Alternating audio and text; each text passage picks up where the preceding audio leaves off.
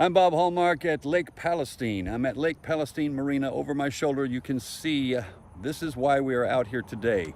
The high level of the lake is creating some problems, and that is one of the things that we're going to educate people about today, is that it's not just a matter of the water is high, it is causing some safety problems. And one of the reasons that we're bringing this up today is because we are going to talk now with Texas Game Warden Chris Swift. I guess we wanted to talk about what's happening on the lake right now, because it is not just a matter of high water. There are some dangers now. Absolutely, absolutely. We're almost at, I don't know if it's a historical level or not, it's close. It's 3.8 this morning, so that's 3.8 feet above normal pool right now. So as you can see in the background, there's water in people's boathouses, there's water in people's yards. So there's floating debris everywhere from the storms the last couple weeks. So any wake that's created on any of these lakes throughout East Texas, any lake that's way above pool, can cause catastrophic damage to the boathouses, people's yards, and people's boats. And that's one of the things that we wanted to stress today, is the wake. Now, you probably don't think much about this, but usually there's a standard rule when you're coming into a marina or into a dock area that you do throttle down so that you don't create a big wake. But now it is even more important that they do not create these wakes. Is that right? Yes, sir. Yeah, any boat is responsible for their wake or wash. So per Chapter 31 Texas Parks and Wildlife Code, any wake that they create that does any damage, not only they're responsible criminally, they're also responsible civilly. Mm-hmm. Yes. So if you go by and you throw a big wake, and the landowner, the homeowner can prove it, and there's people out videoing right now, they just, and a big wake causes X amount of damage, then they can be responsible civilly as well. Now, we have talked to some people here locally already who said that they have had some damage done to their boats already that are in the marina, just simply because there's so much water. These boats are now lifted up and barely clearing the ceilings on these structures right now, and the wake is actually causing damage to these boats.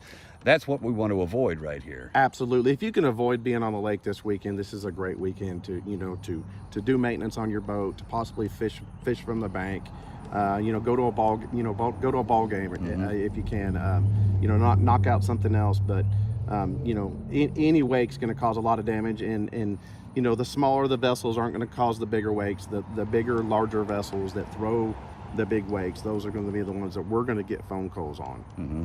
And now, also, everybody knows that because of all of the rains that we've had over the past few weeks, this torrential downpour, the storms, they have added to lake levels here, which also means that there is a danger for people that are out on boats or even swimming at this point. Absolutely. Unfortunately, so far this year, we're at a very high number on drownings through our statistics. A lot of it is swim areas, and a lot of it doesn't necessarily involve a boat. It involves creeks and swimming areas and things like that. So normally, if you take your child every year to a swimming area, and it's usually at the buoys, it's usually 3 feet deep. Well, that area is 6 feet deep now. Mm-hmm. So just extra caution if you're going to go in the water. If you're going to go swimming, those areas are just deeper. You can't see the drop-offs because the water's murky. Mm-hmm. The creeks and rivers are colder right now. So again, this weekend, it might be a good weekend just to do something away from the water. Let's let this water get down and give everybody a break. Gotcha. Now, once again, we want to stress that the lake is not closed at this point. They're just use precautions if you are going to be out here. We would rather that people not be on the lake right now. Yeah, we would rather them not be on the lake, but we can't say don't get on the lake. Just just please be courteous of your wake. If you have to check on a boathouse or try to get your boat in or out of a boathouse, just use idle speed. Idle speed's not going to hurt anything. It's the big wakes that are going to generate the phone calls and cause problems.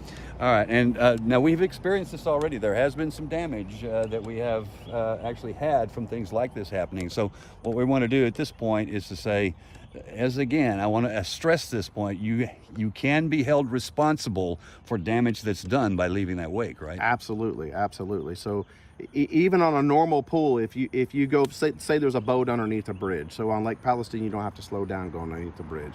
Any Sabine River Authority lake you do, but so if you're going to go underneath the bridge and damage someone's boat or flip somebody out of the boat, you are directly responsible for that wake that you caused. Mm-hmm. Well, now multiply that exponentially with the high water. So one wake you make and you go down one cove and you pass 40 boathouses, you're throwing a giant wake into 40 boathouses. So you alone are responsible for the damage on every one of those boathouses.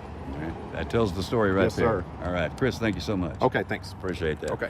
And we'll have much more on this story tonight on KLTV 7 News. For KLTV Web Extra, I'm Bob Hallmark.